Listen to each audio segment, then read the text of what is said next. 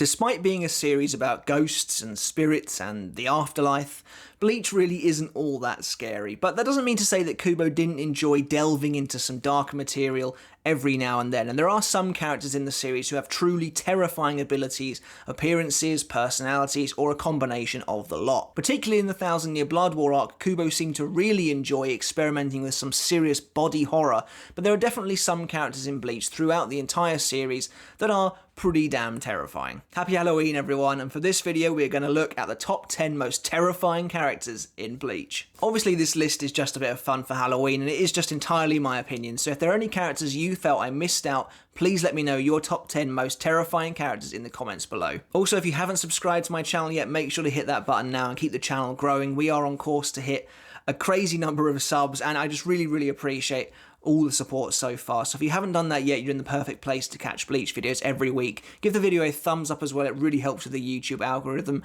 And also don't forget to hit the notification bell to get every video every week.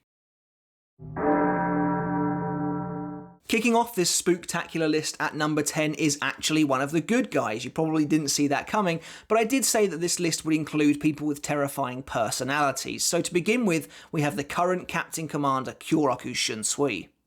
Now, on first glance, Shinsui is definitely not a particularly scary guy. He's drunk, he's jovial, he's very lazy and easygoing, but we all know that hides a seriously sinister layer of darkness beneath the surface. That layer of darkness is evident during the Arrancar arc at points, but it truly comes to the surface in the Thousand Year Blood War arc when the responsibility of head captain is given to Kiraku.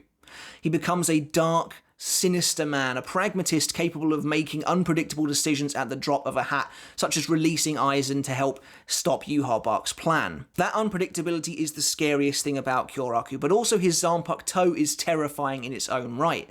Katen Kyokotsu has the ability to make children's games a reality, and abilities like Kageoni allow Shinsui to move about in the shadows as though he was some kind of monster.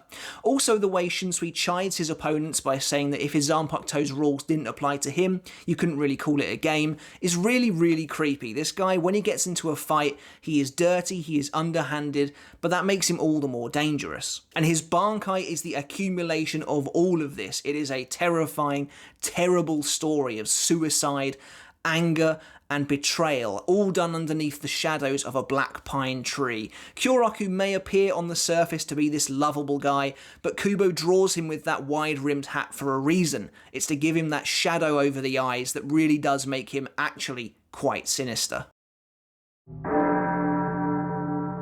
Number 9 on this list is perhaps a little bit more traditionally terrifying, and it is the monstrous Hollow Aion. Now, Aion is a true abomination of nature, a chimera created by the fusion of the 3 left arms of the Tre Bestias. He's only seen a couple of times in the series, but I remember just how absolutely crazy Aion was in the Fate Karakura Town arc, his body seemingly revealing new abilities all the time. Iba would try attack him from behind only for a massive eyeball to reveal itself in Aion's mane. When it turns out that the little skull thing on his face is actually his nose and not his face, that is when he enters complete, almost eldritch levels of terrifying, his enormous mouth just opening up, ready to swallow Hisagi whole. Aion is really creepy. Aion is also one of the rare instances of a character in Bleach that is completely mindless. It is frightening in the way it completely hones in on its opponent. It will do everything in its power to absolutely crush and kill its enemy. It is a monstrous ball of rage and power, and nothing will stand in its way. Combine that with its almost eldritch and otherworldly appearance, the way it twists its body round unnaturally to free itself from Shuhei Hisagi's Kazushini, and Aion is definitely the stuff of nightmares. Number 8 on our list, and we have, surprisingly, our main character, Ichigo Kurosaki, or perhaps more accurately, the hollow within of the true form of Zangetsu himself. Specifically, we're talking about the hollow Ichigo that fights Ulquiorra, and this is the most powerful version of this form we ever really see, and it completely decimates Ulquiorra in what looks like an infernal battle of demons. Both of them are these horned monstrosities, long, untamed hair. Ichigo now has claws, his toes have claws, and he is just a complete, untamed beast. Again, much like Aeon, he is mindless and rampaging, and he even stabs his friend Uryu Ishida through the stomach. Ichigo in this form is a complete unrelenting monster, and Kubo knows it, and he draws him that way. After Ichigo rips off Ulquiorra's arm, there's an awesome panel of him standing shadowed with fire behind him in the background, and just as he's about to kill Ulquiorra, the smoke parts and reveals his monstrous face as he hisses at him, his breath coming out of the mask, and he just looks about as scary as he ever does in the series here. Hollow Ichigo is an awesome character, and this version of Ichigo, which is his instinct and his power pushed to the surface after Ichigo himself is killed, is a real showcase for Kubo's design and how he can take even his main character and make him an absolute abomination. Combine that with the strange human qualities of this version of Ichigo, the way he has a guttural scream when he first appears, and the way he tries to talk to Orihime, and this guy is definitely pretty freaky.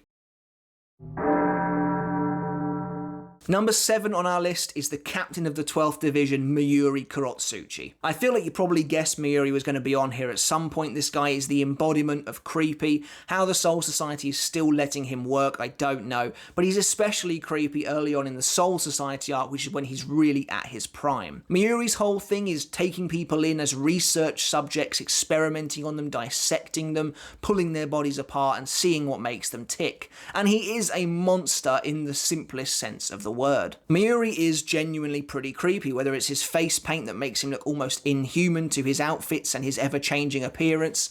He is completely unpredictable in that sense. The only reason he's not really higher on this list is because Kubo does a lot to mellow him out as the series progresses, and he actually becomes almost a source of comic relief later on down the line, especially in the Thousand Year Blood War arc when he turns into a weird sunflower. But there's no denying that early Mayuri is nightmare fuel, destroying his own arm, sending it flying after Orihime, then bursting it off and then regrowing a new one. There's also a point where he pulls off his own ear and it turns into some kind of almost like a sickle thing. He is a really creepy guy, but also a great exercise for Kubo's creativity, and I really enjoy his character here. And number 6 on our list of the most frightening Bleach characters is actually one of Mayuri Karatsuchi's opponents, and that's Sternritter Z the zombie, Gisele Jewel. Gisele has one of the weirdest personalities we have ever seen in Bleach. We've never seen anything like this before, and that's the main thing that makes her creepy. Obviously, her ability, the zombie, is supposed to be kind of creepy. She can't die, essentially, by conventional means. People can split her open from shoulder down to the waist and she'll still survive, which Kubo likes to show off in great detail. As I said in the Thousand Year Blood War arc, he's all about the body horror. But what makes Gisele truly scary is her strange obsession with Bambietta and the way she is desperate to make people her own zombies, whether that's the enemy or her own teammates, such as when she tries to turn Candice into a zombie before Candice shuts her down. When she gains complete control over someone, however, like Bambietta, who is in a total vulnerable state, Gisele does become a true monster, beating Bambietta, pushing her around, forcing her to fight and be hurt for her, but strangely obsessing over her body. When Bambietta is killed once again by Gisele towards the end of the series, Gisele smashes her head on a rock because Bambietta dared to ask for more blood to keep herself alive. Gisele stops and stares at her corpse for a second before freaking out over her and saying how much she loves her. Gisele is a character like none we've ever seen before in Bleach, and I really enjoyed the personality we got of this character, but there's no denying she is creepy as all hell.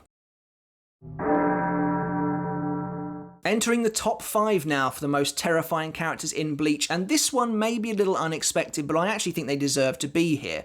In some ways, this character has a bit more of an understated level of creepiness, but they definitely are quite terrifying when you think about it, and that's the Hollow Grand Fisher. Now, Grand Fisher is a very early game bad guy in Bleach, and he's a very personal enemy to Ichigo. And yeah, sure, he kind of looks like a gigantic hamster with a big mask on, but when you think about it, this guy is actually pretty messed up. He uses a lure of what looks like a small girl to attract children to him, at which point he'll then eat him. In the manga, he mentions that he likes to eat children the most, and Ichigo's mother Masaki just happened to get in the way of him. But there's no denying that Grand Fisher is both completely messed up, totally villainous, and also just really creepy. The idea of this lure that appears like a strange child just to bring people towards him. He acts like an anglerfish, essentially, and then he'll kill them. Is really kind of menacing. And just the imagery that Kubo has with Grand Fisher as well. Even back here at the start of Bleach, he was experimenting with some really creepy stuff. When that doll disappears, it's sort of like its head opens up and then it turns inside out and then kind of goes back inside Grand Fisher. And it's just really creepy stuff. When Ichigo fights Grand Fisher and his talons like extend and pierce Ichigo in the chest, he is a creepy dude. And there's a reason he was one of the top dogs as far as hollow enemies go. He is definitely a scary guy. Number 4, we have essentially the Grim Reaper himself, the second Espada Barrigan Louisenbahn. Now, Barrigan himself is not really scary. Kubo designed him amazingly and he looks awesome. He does essentially look like the Grim Reaper. He is a regal skeleton with a crown on. He even has a massive black axe called Gran Kaida, which does somewhat resemble a scythe. Barrigan himself then is definitely a traditional depiction of death and the frighteningness that comes with it. But what's really terrifying about Barrigan is his ability Respirar.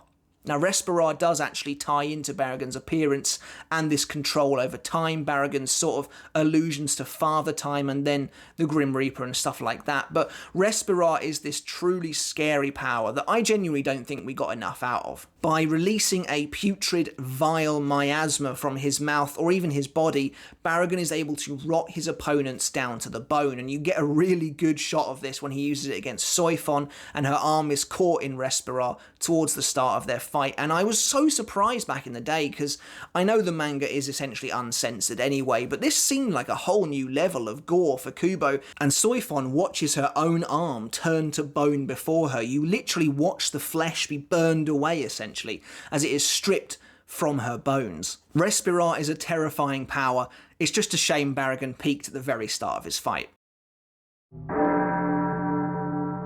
Moving into the top 3 now, and we have Yachiru Unohana. The once thought to be kindly captain of Squad 4 is actually a terrifying menace of the Soul Society. Now, Yachiru is an incredibly skilled fighter, but it's her bloodlust and her apparent lack of empathy and care for the human life that makes her a really scary person. In that sense, she's very similar to Kenpachi, but there's something about Yachiru that just emanates darkness compared to Kenpachi that just makes her that much more terrifying. I don't know whether it's her more serious nature or the fact that she seems to take fighting even more seriously than Zaraki himself, but there's something about her bloodlust and the fact that she used to be one of Soul Society's greatest unstoppable criminals that makes her a truly terrifying force. Or perhaps it's the fact that she hid this true persona from the entire Soul Society for so many years, so successfully, only occasionally terrifying members of the 11th Division when they broke into the infirmary, and she wasn't too pleased about that. And it was a running gag for a little while that Unohana was actually this terrifying person underneath, we just didn't know why, and when we found out it made her all the more scary. Now, I do believe as well that her design definitely has some allusions to Japanese mythology. She kind of reminds me, personally, of Yuki Onna, I believe it's pronounced. The long black hair, the beautiful nature of Unohana as well, and even just her outfit looks like this vengeful ghost. Now, I don't know necessarily if that's what Kubo was going for, but it really does remind me of that. And Unohana is just herself, almost ghost-like in the way she moves and the way she fights and the way she is hunting for blood, especially back in the past. Even her Bankai, which seems to turn her blade into a stream of blood, is pretty terrifying. Number 2 on this list is actually one of my favourite characters in the series, and it is the Fullbringer Tsukushima Shukuro. Tsukushima may just look like a normal human to you or I, but in actuality he is one of the most immoral, sociopathic characters in this series, a true example of an evil human being, and one of the best villains in my opinion that Kubo actually creates. Tsukushima has no regard for human life or the well-being of other people. He pretty much exists to do what Ginjo tells him, but actually his ability Book of the End is unbelievably scary and potentially completely life-altering for people it is used on. Tsukushima's Book of the End allows him to insert himself into someone else's past, potentially completely changing the lives of people he comes into contact with. And it's no coincidence that the end of the Fullbring arc suddenly feels like a horror movie, because that's in effect what it is, and Tsukushima is the catalyst for all of that. Tsukushima is deranged, he is completely insane, sneering and vile, and he is one of the most evil characters in the series, and he uses his ability to great effect to completely mentally torment Ichigo. In fact, he breaks Ichigo to the point where Ichigo wants to kill him, which is not something Ichigo has ever wanted to do before in the series, not even to Aizen, whom he was only fighting out of a sense of duty. With Tsukushima, everything becomes personal, and Ginjo even alludes to the fact that Tsukushima has mentally broken people before, to the point where they are absolutely useless. That's what's so scary about Tsukushima. He's not a completely outstated evil, he's not wildly over the top. He is just that neighbourhood evil, one that so easily slips into your friend group and then completely changes everyone from the inside out. And that's one of the reasons I love the Lost Agent arc, which again is a video I'd love to make in the future. It's about the bonds of friendship and how they are tested, and Tsukushima is the antithesis to that, and his ability makes him truly scary. However, number one on our scary, spooky list has probably been very obvious to you from the get-go. How could you have a list about the scariest characters in Bleach without Fear himself making an appearance? So number one on our list is Sternritter F the Fear Asnot. Even just looking at him in his base appearance, Az is a pretty terrifying guy. Deathly pale, with bulbous eyes, with completely black, almost lightless irises and deep shadows around them, long straight black hair, a mask over the bottom of his face with spikes coming down the front of it. In his second appearance, in the second invasion, he actually wears black fingerless gloves with spikes around the wrists, and he has so many buttons on his Sternritter uniform that he looks like he's trying to constrict himself, or just something equally creepy. But it doesn't stop there, as his mannerisms alone are incredibly creepy, whether it's the way he twists and turns his head, bends his body as he's talking to Rukia, or when he speaks to Byakuya in the initial invasion, the way he constantly rolls his eyes up into the back of his head. Kubo was having so much fun with this character, and I think that's a lot of the reason why so many people actually fell in love with Asnot. Despite him being incredibly creepy, he is undeniably one of the most popular Sternritter in the series. In my opinion, and again I'm not too knowledgeable about this sort of thing, this is only my conjecture, but Az himself seems to take appearance from Japanese onryo, or vengeful spirits that have come back from the dead. In particular, as I was researching this video, I really think Az resembles Kayako Seiki. I could have completely butchered that name, but I believe that's the main character from the Ju-On horror franchise, which I think was then adapted into The Grudge, or it's something like that. They're definitely connected in some way. I also think Az definitely takes inspiration from the Japanese urban legend of Kuchisake Onna, which is a pretty terrifying ghost. It's essentially a long black-haired woman who wears a surgical mask over her mouth, and when she approaches you, she might reveal her mouth, and it's completely horribly disfigured, which essentially is Asnot completely in a nutshell. When he removes his mask, you realise he has no lips, and that's pretty creepy in and of itself. So I do think that Kubo was definitely taking inspiration from Japanese urban legends and Japanese ghosts when he came up with the idea for this character. And it obviously doesn't stop there. His Volstendig Tartar Forass is one of the creepiest things in the entire manga. He rolls his eyes back so far that they start to bleed, and he ends up looking like some emaciated, almost like a Jesus figure, but like some Antichrist devilish version with stitches running down his body. And eventually those stitches burst and reveal some enormous eldritch abomination with his eyes falling out, tentacles, his rib cage is on show, the old version of Az is hanging from his chin like some kind of horrific skin suit. Asnot is just body horror to the max, and like I said, Kubo was having so much fun with this character, I think. And he is an awesome character, and his ability itself, the fear, which I've barely even touched on, makes people experience their worst nightmares. He is essentially Batman's The Scarecrow in Bleach, and I love that. I think he's done incredibly well. And that's my list for the top 10 most terrifying Bleach characters. Like I said, happy Halloween, guys, and thank you so much for the support so far on my channel. We've got plenty more coming in 2021 and towards the end of this year as well. So I do hope you stick around. Like I said, if you're new, hit the sub button as well. Let me know in the comments below what your top 10 most terrifying Bleach characters are, and if you agree with my list at all. I cannot wait to hear. But until next time, guys, I'll catch you later and have an awesome Halloween. See you then.